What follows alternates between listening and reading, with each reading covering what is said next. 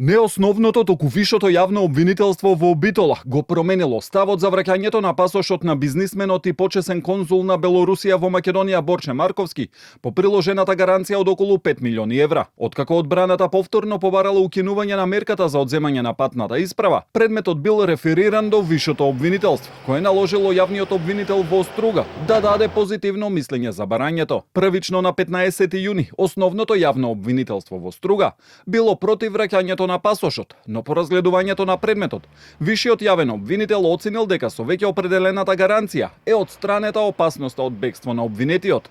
Од основниот суд во Струга му го вратиле пасошот на Марковски. Воедно се прифаќаат аргументите на одбраната дека обвинетиот поседува фирма во Република Србија, чие работење е сериозно доведено во прашање и постои можност да биде нанесена ненадоместлива штета, доколку тој во најкраток можен рок не отпатува таму за да потпише документација во врска со работењето на фирмата. Велат од битолското обвинителство, од каде додаваа дека сите аспекти на ваквата одлука и соодветната аргументација ќе бидат испитани, а во моментов не можело да се смета дека обвинетиот е во бегство и тој има обврска да се јавува пред судот.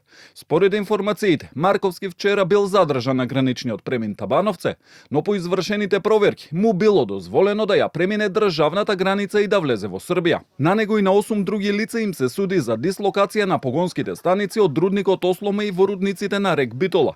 Тендер тежок над 1,7 милиони евра. Освен на Марковски, им се суди и на 5 мина вработени од рек Битола и 2 вработени во неговата фирма. Еден од обвинетите и поранешниот директор на рек Битола Пеце Матевски, на кого веќе му се суди и во Битолскиот суд за случајот со тендерот за ископ на јаловина со фирмата Рудокоп Битола. Судскиот процес за Марковски почна во основниот суд Битола, за потоа да биде целосно префрлен во судот во Струга, а рочиште е закажано за 2 септември.